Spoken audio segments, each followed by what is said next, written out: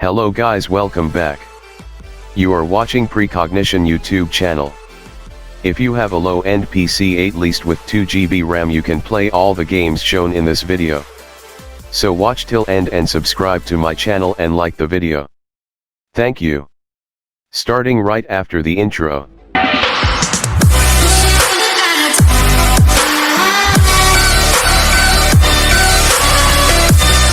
Number 5, Tomb Raider.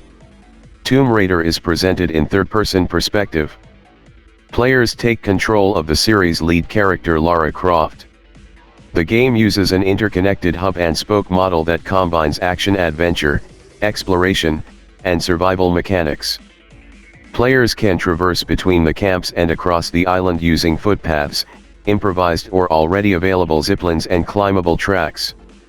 Many of the players' moves are carried over from the previous games created by Crystal Dynamics, with some tweaks added, such as incorporating elements of stealth gameplay. Quick time events are scattered at regular intervals throughout the game, often appearing at crucial or fast-moving points in the game's plot, such as extracting a shard of metal, and escaping a collapsing cave. Alongside the single-player mode is an online multiplayer mode, which allows players to compete in several maps. In each multiplayer match, there are 2 enemy teams, 4 survivors and 4 scavengers, and there are 3 types of games for multiplayer to compete in, played in 5 different maps. The modes are Team Deathmatch, Private Rescue, and Cry for Help. The first mode is a simple PvP combat scenario, with teams pitted against each other, and the winning team being the one to kill the opposing team in 3 separate matches. In the second mode, the survivors team must take medical supplies to a specific point on the map, while the scavengers must reach a certain number of kills, both within a 10-minute time limit. The third mode, Cry for Help, involves the survivors exploring the maps and retrieving batteries for defended radio beacons while being hunted by the scavengers. Across all 3 modes, weapons and destroyable environments from the single-player campaign are carried over. Minimum system requirement for playing Tomb Raider is CPU Intel Core 2 Duo 1.86 GB. RAM, 2 GB. Dedicated video RAM, 512 MB. Number 4, Far Cry 2. Far Cry 2 is a sequel to the original Far Cry. The game features an open-ended experience. Players are able to ally with one or multiple factions, and to progress through the game world and missions as they see fit, resulting in a non-linear style of gameplay commonly referred to as sandbox mode that allows the story to progress at their speed and in the order they choose. Players can use a range of vehicles, including cars, trucks, boats, and hang gliders, to travel within the 50 square kilometers 19 square miles gameplay area. The playing styles range from head-on assaults to stealthy infiltrations and assassinations.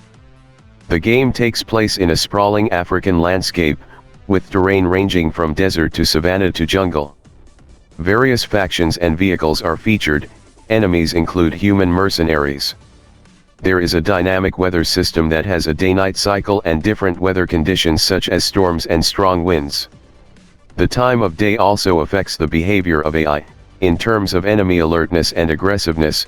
For example, an enemy might have a slightly heightened awareness at night, but be unable to see the player in hiding, while during the hot part of the day the enemies might be sitting in the shade in groups but easily spot the player from a distance. The health bar represents the health of the protagonist that is divided into 5 segments, each of which automatically refills if it is not fully depleted and the player avoids taking damage for a few seconds. Players carry a limited supply of syrets which can be used at any time to fully replenish the health bar, and are obtainable from first aid boxes located throughout the game world, specifically at guard posts. When nearing death, only 1 health bar remaining, the character must perform first aid on himself, for example removing bullets with pliers, or snapping twisted or broken fingers into position.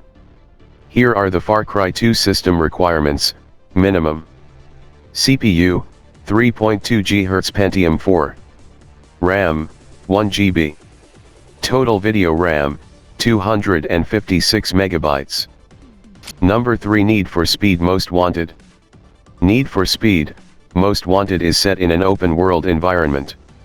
The game takes on the gameplay style of the first Most Wanted title in the Need for Speed franchise. Most Wanted allows players to select one car and compete against other racers in 3 types of events: sprint races, which involves traveling from one point of the city to another; circuit races, each having 2 or 3 laps total; and speed runs, which involve traversing through a course in the highest average speed possible. There are also ambush races, where the player starts surrounded by cops and must evade their pursuit as quickly as possible. Cops are integrated into certain racing sessions, in which the police deploy vehicles and tactics to stop the player's car and arrest the player, like the original Most Wanted. The game features a Most Wanted list of 10 racers, similar to the blacklist in the single-player section of the original Most Wanted, which featured 15 racers. As the Most Wanted racers are defeated, their cars are added to the player's roster the moment the player wrecks them.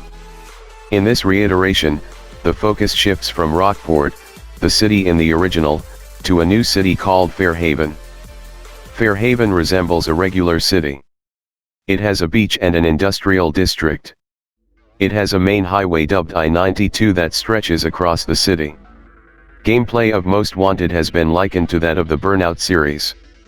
Like Burnout Paradise, races have a start and end point, but players can choose their own route to the finish line, a departure from the original Most Wanted, but similar to crew challenges from the sequel, Carbon 14 destructible billboards and fences, and drive-through repair garages, all of which originated from Paradise, are also featured. Here are the Need for Speed, Most Wanted, system requirements: minimum CPU, Core 2 Duo 2.4, RAM, 2 GB, dedicated video RAM, 512 MB. Number 2, Max Payne 3. Max Payne 3 is a third-person shooter in which the player assumes the role of its titular character, Max Payne. A new feature to the series, introduced in Max Payne 3, is the cover system, which allows players to gain a tactical advantage, and avoid taking damage from enemies. To progress through the linear story, players take on enemies throughout levels. The game features interactive cutscenes which transition seamlessly into continuing gameplay. There are no loading screens across gameplay and cutscenes. In combat, auto-aim and a cover system can be used as assistance against enemies. Should players take damage, painkillers can be used to regenerate health. Players use melee attacks, firearms, and explosives to fight enemies. In action sequences, bullet time can be used. Using this feature, it is possible to see every bullet strike an enemy in detail. The game also introduces a last stand mechanic, granting players a grace period when health is fully depleted that allows the player to kill the enemy that last wounded them in order to remain alive, so long as the player has at least one recovery item. When this feature is utilized, it does deplete all of the player's remaining bullet time. Also new to the series is that after using the shoot-dodge mechanic, which enables players to dodge enemies by diving, players may shoot at any angle while remaining grounded. Unlike the previous games in the series, the player character can only hold 3 weapons at a time. There are 2 slots for pistols and 1 for a 2-handed weapon.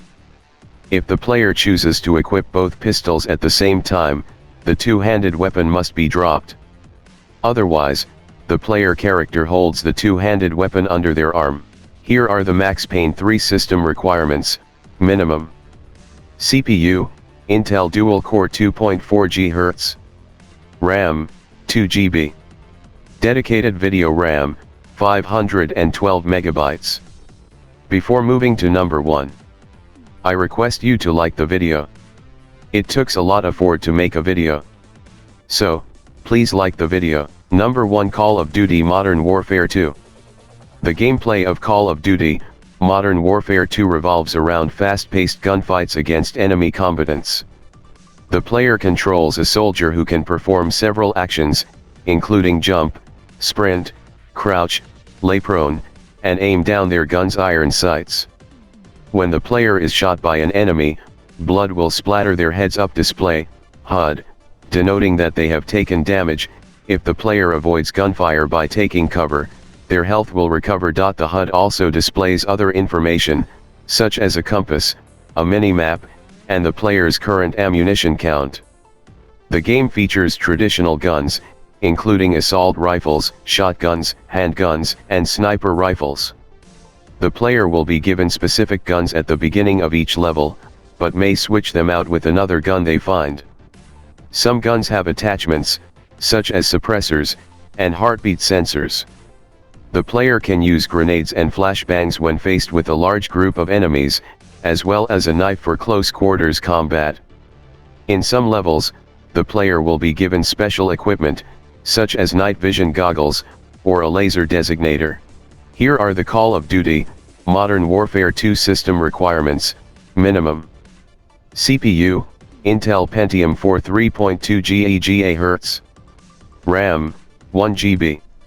Dedicated video RAM, 256 megabytes. That's all guys. If you have at least 2 GB RAM and 512 megabytes GPU, then you can run any of the games shown in this video. Thanks for watching.